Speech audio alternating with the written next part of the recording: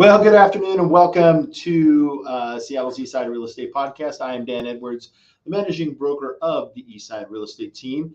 Today is July 26th, 2023. It is a beautiful sunny day here, and I'm glad you guys are here listening live. Of course, you're welcome to subscribe or follow us wherever podcasts are podcasted. Podcasts are cast. Don't you think that should be that?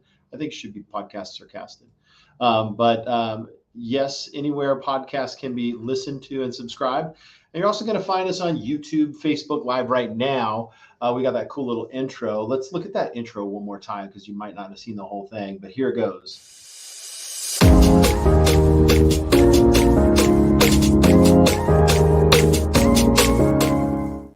My talking head there. That's pretty cool. All right. So before we get started on our show, I just want to we're going to do a quick segment here on tips for writing and offers. But, I don't know if we've talked about the market recently. And, I do talk about a lot of different things and topically speaking. But one of the things that's important to show or to point out is where we sit on an inventory basis right now and what that means for buyers. But right now, we have a situation where those that are buying in the market are serious about buying, and they're also discerning about buying. So we have a low level of inventory, but I've noticed even with a low level of inventory, only some homes are seeing multiple offers. And the types of homes that we're seeing multiple offers are ones that are pretty much turnkey and have no real issues to address. So, all right, so let's get into my topic today, which is tips for making your best offer on a home. So as we've talked about ad nauseum here on the podcast, is the market of 2 years ago is gone. That unicorn of years of housing is gone. However, the inventory remains slow. So there are a few things to consider to put your best foot forward when making an offer on a home. The first thing is lean on the real estate professional. So agents are experts. And if your agent is an expert, get a new agent. How do you determine if your agent is an expert? Ask them about their experience. How often do they help buyers? How often do they help sellers? What is their experience in a down market? What's their experience in a changed market? Spend some time interviewing to understand the difference between an energetic agent and an experienced agent. So first off, leaning on the real estate agent and their professionalism, and then learn what they know about the market. And you can do that by asking great questions. Once you've determined you've got an expert and you've downloaded their information, lean on them for advice on each home.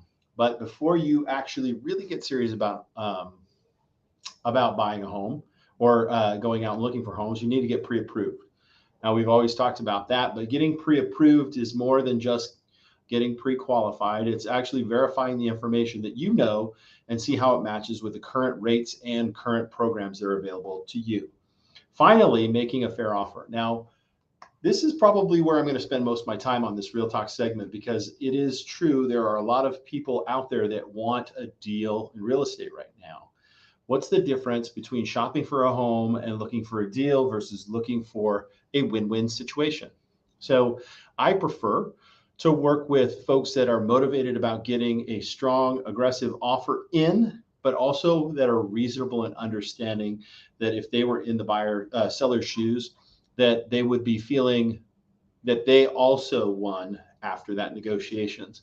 I don't really like to work with people where it's a win-lose scenario, because a lot of times that type of situation actually doesn't result in the successful outcome that many people are looking for. When you fire an offer that is a win-lose offer, let's just say a home's listed for $850,000, and reasonably speaking, that's the price range it should be in. So going back to point number one, relying on an experienced agent to say, this is about right for this area. So offering an offer at $650 that's a win-lose offer. Of course, if the seller were to accept that offer, you would win. But from a fair arm's length transaction standpoint, there are no adverse conditions on the seller whatsoever. That is a lose for them, because essentially their own bank is most likely telling them that it may not be worth 850, but probably 800. And the nuances of the difference between what market value is and a win-lose offer may be relative, but there's always a time that I think I hate putting people into categories, but fair-minded folks would say, what is a fair offer? So when you shoot for a win-lose strategy, oftentimes you could offend the seller and end up without a home. And that's why I say I like to work with people that are looking for a win-win solution, because they're actually more focused on the outcome than the deal. Hope that makes sense.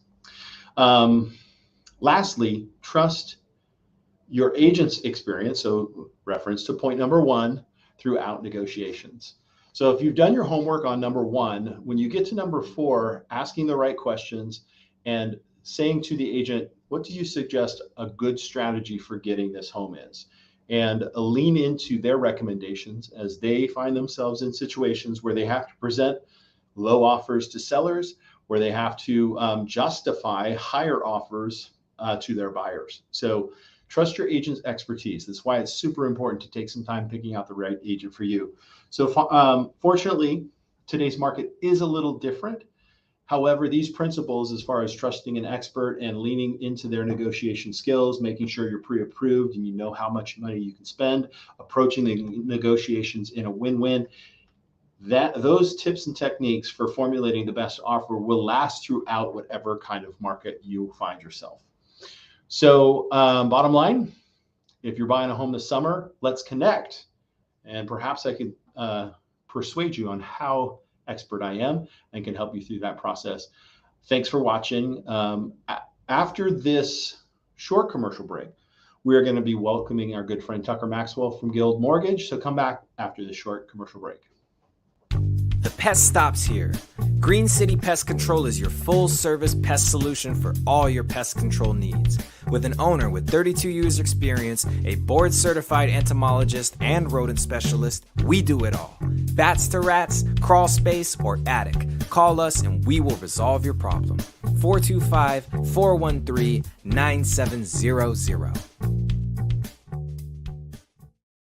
All right, we are welcoming back our good friend Tucker Maxwell to the podcast, one of the leading mortgage brokers here on the East Side. Been in the Pacific Northwest for how long? Really my whole life, if you count Idaho and Utah as part of the Northwest. I'll give you Idaho. Yeah, it's a stretch. Yeah, Utah's a bit of a stretch, but the same kind of vibe, right? Mountains, totally. A lot more sun in Utah. Yep. All right. So we're going to talk about the home loan process and knowing the process. So since we kind of, in our Real Talk segment, we kind of talked, anything you want to add to what I said there? No, I'll just echo your first comment about pre-qualification versus pre-approval, really understanding the difference. And in our market, it really requires a full pre-approval to be able to make that strong offer. And what that allows us to do is to give the buyer concrete loan approximation so they know, can I escalate? Do I have enough funds to go above that list price? Or do I have enough funds to handle a low appraisal? Or whatever the offer goes into, we need to be prepared to make sure the buyer fits what we're going to offer. And so that pre-approval stage is very critical. Yeah, it definitely is. And I mean, let's kind of go through the steps one by one. So First step to buying a home is going to be what?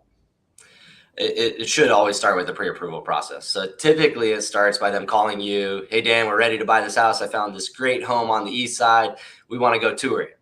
And then you say, well, we have these really great partners and we need to get you pre-approved so we know that you can, in fact, buy that home before we go take a look at it. So the first step is typically connecting with a real estate agent and then getting introduced to a lender to start the pre-approval process. And so the first step is that pre-approval process, which is where we're collecting the demographic information, who you are, where you work, where you live, a brief history of the person, and the supporting documents. That's the key thing. The supporting documents that go with the answers. So pay stubs, tax returns, W-2s, anything that proves what we're telling the lender in the application. Right. So for instance, if I say I earn $7,500 a month, you want pay stubs that show $7,500 a month gross. Exactly. And we also want to see that you have told the IRS that you make that amount and you pay taxes on that 7,500 a month income. Right. Yeah. So it's that trust but verify. Yep, Trust exactly. but verify. Yeah. Excellent. So then after the pre-approval, what happens next? Yeah, so once we issue the pre-approval letter, I like to consider that the ticket to the dance. That's really what gets you in, and that's where we pass the baton back to you, and you get to then start touring them and showing them homes, knowing the price point that they should be looking at. And that's really what makes that second step successful, is doing the first step thoroughly and then saying, okay, Dan, these clients should be shopping between 800 and 925,000 to achieve their monthly payment goals and to stay within the amount that they have available for down payment. So that way you're not showing them a home at 1.1 million only to find out they don't qualify. Right. That's pretty important because, Yeah. traffic kind of sucks. And if we go out looking at homes, yeah. All right. So that's the next step. So then how do I make an offer? How do I secure a property? Yeah, so that's usually a team effort. The offer itself is written by the real estate agent, so that's something that you would help them with, Dan. As you know, you're a professional at that. But in that offer, we have to disclose certain things to the seller in relation to the loan that you're obtaining. So we have to disclose: are we doing a conventional loan versus an FHA loan? Who do we need on this contract? Who's going to be on title? Who's going to be on the loan? Are all of those names included on the contract? So really, it's working as a team with the lender, with your real estate agent, to formulate the offer plan and then putting it to paper using the MLS forms that we're required to use. All right. So you've got an offer accepted. And actually, this is an interesting part. I would say that a lot of times this is where we actually hand over as agents the majority of the work to the lender. Because of course, I'll add a nuance. There's an inspection process that's agent related. There's also an inspection process that's bank related. So a lot of the work from our real estate agent standpoint is in the background now. I want to say we don't stop working. It's in the background, and then your team takes over. So when an offer is accepted, I will email you a copy of that contract. Then what happens? Yep. And that's what we'd love to hear. Our job is to make it so that you can then step back and know that it's taken care of. And so from there, what we're doing is we're going back through kind of that underwriting process that we did at pre-approval to make sure everything stayed the same. Are you still at ABC Company? Are you still earning $7,500 a month? So there's a quick search or quick underwriting process that we're going to do on that buyer. But outside of that, it is looking at the property. So is the property financeable? Do we have an appraisal at value? Meaning, does an appraiser, a third-party entity, value the property at the same value we're under contract at, or higher than that is what we're looking for. We're also working with the seller to clear the title. We want to make sure that when our buyer becomes the owner, that there's no existing liens, there's not a tax lien or a property tax or water bill or something that's still there that hasn't been handled at closing. And so we're ensuring that the title's clean, that we're now the owner of the property, or our buyer is, and that our loan is in first position with no other liens on it. And so after that offer is accepted is that process that we're going through. We're coordinating with the appraiser, with title and escrow officers, and closing the transaction. What we refer to that period is the escrow period. And that's typically anywhere from 2 weeks to 30, 45 days, where we're just checking everything off and making sure everything is good to go to transfer title from sellers to the buyers on the close date. Yeah, and I'll interject. For a lot of people that we do this. Tucker and I do this on a regular basis, so we kind of know the rhythm. But as a buyer in this process, it may feel like nothing's happening. But like you said, clearing title, collect. We have to actually. Our team has to reach out to the seller's lender and get a payoff amount. They have to actually do a title search and then ensure that there haven't been any contractor liens, right? So if somebody got some work done on their house but didn't pay, there could be a lien. So we want to make sure all that's cleared off, so clear title is handed over. So and that is a team process, including Tucker and Tucker's team, as well as our team as well. So what stage in this process does it require money to be paid to by the buyer? Yeah, this is a great question I get oftentimes, is just preparing for buying a home, is like, when do I when do I pay money out and who do I pay and, what are the right times? So the first kind of answer is there's no cost for the pre-approval. That's really important to people to know, is to get yourself ready to buy. There should be zero expense. The lender should do that with no expense. They'll pull credit without a fee and so forth. They can always charge you for that credit report down the road. But basically there's really 3 times that a buyer will pay money out of pocket. One you mentioned is the inspection, and that's something that they'll want to be prepared to pay for. They pay for that directly to the inspector, and the inspection fee varies. But that is an out-of-pocket expense that they will pay directly to the inspector, and that happens right after their offer is accepted. Or in our hot market right now, sometimes our buyers are doing an inspection even before their offer is accepted. So that's the first time that they're going to extend some money, and it could be anywhere from, what do you say, $350 to $550? Is that fair? For an inspection, yeah. Yeah. So that's the first time. The second time or stage that they need to be prepared to pay some money is earnest money. And earnest money is the good faith money that we give to the title and escrow team or the sellers that is essentially strengthening the handshake of that offer. We're submitting a paper document that says we're good for this and we're going to buy this home. And then the earnest money is what strengthens that. And we say, we're going to extend a certain dollar amount to you to hold on to as collateral that we're actually going to close this transaction. So that's the second time. And they'll work with you to determine what is an appropriate earnest money deposit. Typically it's around 1% to 3% of the sales price, but I've seen everything. I've seen earnest money as low as $1 all the way up to hundreds of thousands of dollars. And so it depends on, where the home is and the interest level from other buyers and so forth. Yeah. And then that earnest money becomes the initial deposit towards what the buyer will actually bring in as down payment and closing costs to buy the home. And that right before closing, that final time, they'll wire bulk of their funds to title and escrow to buy the home. So those are the 3 times in a transaction where our buyers will need to be prepared to extend money to one party or another. Yeah. So just to quickly summarize, in this order, generally, earnest money, about 1% to 3% of the purchase price, then about $300 to $400 to $500 for inspection, appraisal. Did you mention that? Yeah. So depending on the lender and the situation, we may or may not invoice for that. It just depends. What we typically do is we collect a credit card authorization that says if you back out of this transaction, we'll charge you for the appraisal, but we include it as part of the final figure. Yeah. And how much are appraisals? It varies, but right around $900. Okay. Appraisal. And then at closing, you're coming in with the remainder of your deposit plus any fees associated with the origination of the loan. Exactly. Yep. Yeah. All right. So how long does the process, and I think you alluded to this, once your offer is accepted, how long does that process take to close? Yeah. Typically it's a 30-day escrow period. I think that's the fairest kind of just ballpark figure, but we've closed transactions as little as 10 days, and we've had transactions on new constructions be out 6 months to a year. But on a typical resale, a home that was already occupied by another owner, it's 2 weeks to a month basically that we're going to close that transaction. 2 weeks to a month. And then when is somebody's first mortgage payment due? Yeah, this is a great question as well, because you've just mentioned, they have to bring in that final deposit at closing. So we've most likely liquidated most of their funds, or for most of us.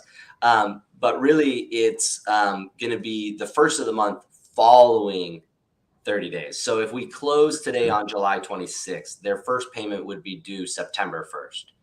So a full month lag in most cases before that first payment is due. And the idea there is we want to give them an opportunity to kind of, put away a couple paychecks again before they're asked to make that mortgage payment.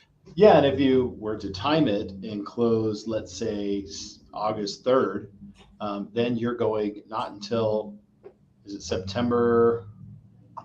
October 1st. Yeah, October 1st. Yeah. 1st. Yeah. And there is some, not to get into the weeds, but if we close in those first few days of the month, the buyer really gets a choice on whether or not they want to push out that payment to October 1st or have it be September 1st, because as a lender, we collect days of interest. So no matter what day of the month we close, we have to collect the per diem amount of whatever the interest charges per day for the remainder of that month.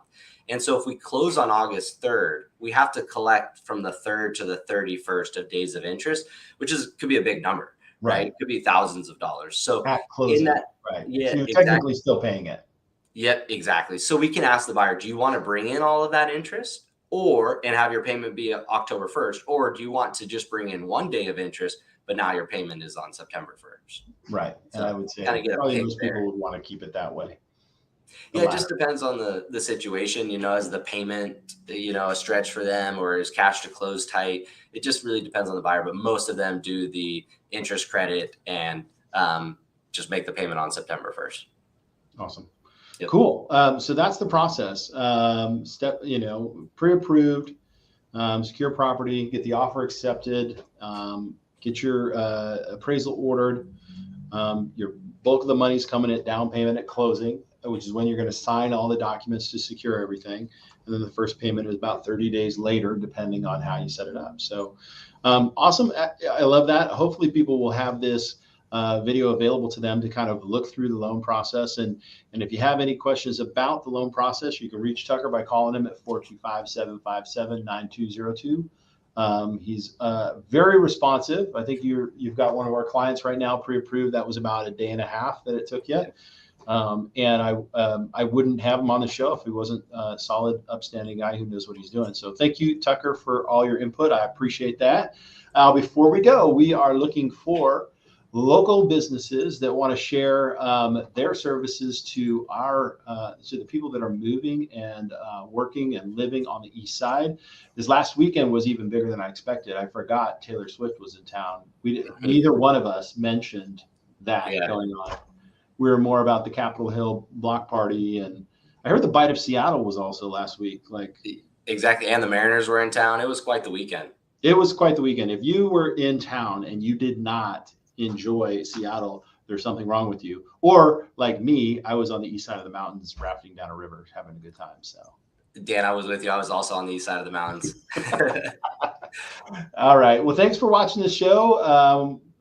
Anytime, I guess this is the show dedicated to living, working, and playing on the East Side. We thank you for watching. Thanks, Dan.